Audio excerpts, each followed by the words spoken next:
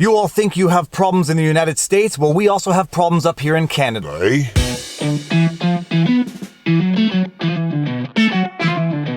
Viva Frei, Montreal litigator turned YouTuber, and yes, it is Saturday, Halloween, and we take Halloween very seriously in our family, so I have a limited amount of time for this vlog, but it's time to get back to some Canadian chicanery. I have been following the Justin Trudeau third ethics violation scandal for some time now, and there have been some updates that warrant some explanation. Now, for those of you who may be unfamiliar with the total level of chicanery in this third ethics violation, we need to go back to the past to go see the first two ethics violations. And yes, I am jumping the gun because although he has not been found guilty of a third ethics violation, I am making a hard prediction. I would bet good money on it. Justin Trudeau will be found guilty of yet a third ethics violation in the current situation.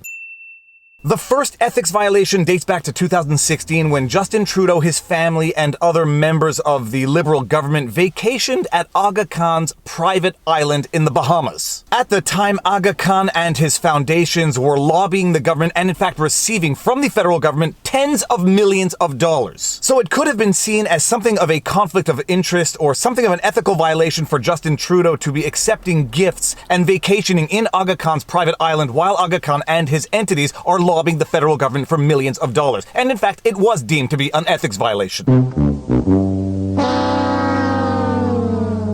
Ethics violation, one of Justin Trudeau's patented apologies, and life went on. Until the second ethics violation. Fast forward to 2018-2019, Justin Trudeau and our Mojag, which is the Minister of Justice and Attorney General Jody Wilson-Raybould. In early 2019, Jody Wilson-Raybould, who incidentally was the first Native American woman appointed to that job, was shuffled out of her position, which is, political talk for demoted, and the reason for which she was demoted became clear and it became scandalous.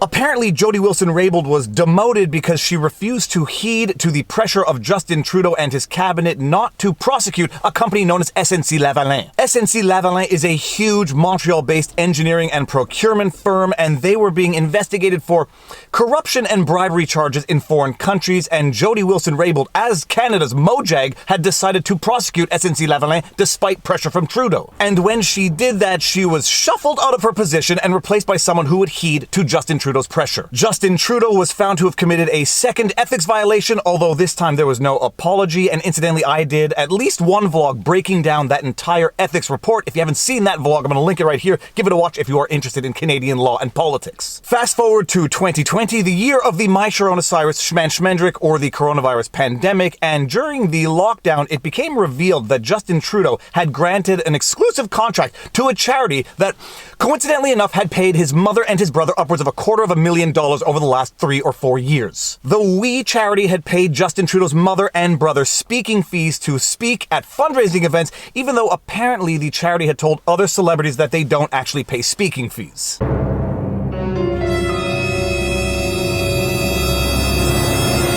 Trudeau's mother and brother were paid upwards of $300,000 in speaking fees, and lo and behold, the government decides to grant to the We charity a sole source government contract to manage upwards of $915 million in student loans and pay the We charity $20 million to do it. Not only did Justin Trudeau not abstain from the vote, he in fact participated in the vote to grant that contract to the We charity, and it actually gets worse because it turns out that Bill Morneau, the Minister of Finance, had also received tens of thousands of dollars in gifts from the We charity.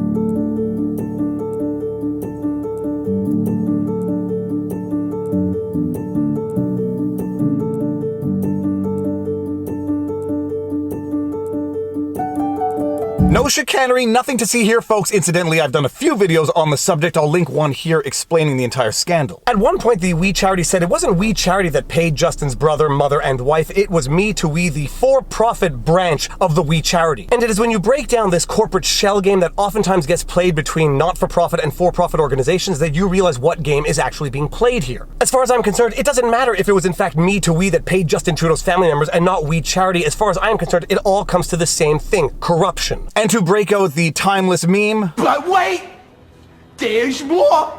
Hang on to your seat, baby. because this one's a screamer! Since this third scandal has broken, there have been various committees investigating the scandal, spearheaded principally by one Pierre Poilievre, who is the official opposition to Justin Trudeau. Incidentally, he conducted one of the most embarrassing cross-examinations of Justin Trudeau, which I broke down and dissected for you. If you haven't seen that video, I'm going to link it right here, but here is a highlight. Point of order to suspend. I've come to learn that the chairperson's power has gone out and is no longer part of this meeting. May I propose that we? It's okay. We can keep. Prime Minister and I can continue talking. Yeah. Mr. Prime Minister, you have. I'm going to ask you one last time. How much did your family get from this organization? How much? Have you read the Conflict of Interest Act? In the context of that examination, the lights literally went out, but as the investigation pursued, Parliament literally went out because Justin Trudeau prorogued Parliament, suspending all committee investigations into the scandal. I also did a vlog explaining what proroguing Parliament actually meant. I'll link that video right here. You've got a lot of homework to do on Halloween, so don't watch those videos. Go celebrate Halloween, but when you have time. But where do things stand now? Because there have been developments, and they have been fascinating developments. In the context of the investigations, Poilievre and the opposition had sought communication of We Charity documents, and what they received were highly redacted We Charity documents, redacted to the point of absurdity. We call it a reductio ad absurdum. Lawyers and Latin specialists will get that joke. Apparently, upwards of 25% of the documents communicated were redacted, but basically, if you look at some of the examples, what the opposition had received were basically black pages with nothing readable on them. Faced with what some might consider to be outright chicanery, the Conservatives had presented a motion to create a special parliamentary committee to investigate the We Charity scandal and other Liberal controversies. And how do the Liberals respond? Well, they respond by saying if the Conservatives' motion passes, we're going to deem it to be a no-confidence vote and we are going to trigger snap elections during a pandemic. In order to fully appreciate what this means, we need to look at two terms. One is a vote of no confidence, the other is a snap election. Snap election. A snap election is an election that is called earlier than the one that has been scheduled. Generally, a snap election in a parliamentary system, the dissolution of parliament, is called to capitalize on an unusual electoral opportunity or to decide a pressing issue, under circumstances when an election is not required by law or convention. A motion of no confidence or a vote of no confidence or no confidence motion is a statement or vote about whether a person in a position of responsibility, government, managerial, etc., is no longer deemed fit to hold that position, perhaps because they are inadequate in some aspect, are failing to carry out obligations, or are making decisions that other members feel detrimental. As a parliamentary motion, it demonstrates to the head of state that the elected parliament no longer has confidence in one or more members of the appointed government. In some countries, if a no-confidence motion is passed against an individual minister, they have to resign along with the entire council of ministers. So now you can fully appreciate what the Liberal Party is doing is basically saying if this Conservative motion passes to create a special parliamentary committee to investigate the We scandal, we're going to consider it to be a no-confidence vote, and we're going to trigger a snap election during the pandemic. Knowing full well that nobody wants to conduct an election during these times, so they're basically saying if this motion passes, we are going to force people to vote in a time where nobody wants to vote, so that is sort of the sword of Damocles hanging over your head in the event that this motion passes, but the motion doesn't pass. Now, in fairness, while some might accuse the Liberals of playing politics to shut down the investigation, others might accuse the Conservatives of playing politics by initiating this investigation during troubling times. I guess during pandemics, nobody's supposed to investigate corruption.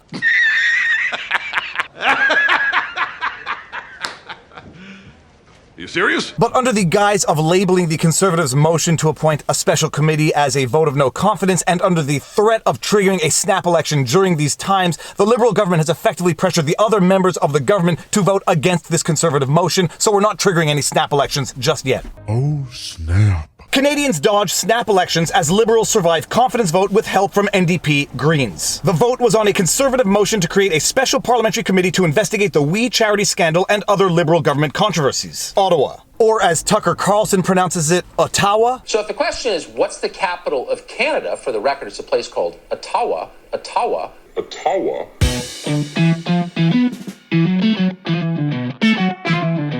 The Liberal minority government will live another day as a confidence vote that could have triggered a snap election went in the Liberals' favor with help from the NDP and the Green Party. The vote was on a Conservative motion to create a special parliamentary committee to investigate the We Charity scandal and other controversies around the government. The Liberals deemed the motion a confidence matter, meaning they would seek an election if it passed. So that is where things stand as of today. No special parliamentary committee to investigate the We Charity scandal and other controversies because that would be deemed to be a confidence matter. So it looks like Pierre Poilievre is going to have to continue the investigation through whatever committees exist at this time. There will undoubtedly be updates in this story, and when there are, I will be doing vlogs on them, probably breaking down the ethics report that will find Justin Trudeau guilty of his third ethics violation as Prime Minister of Canada. At the very least, now some of you have a better idea as to how the Canadian political system works, and some of you down south can now fully appreciate that we have our problems up here in Canada also, eh?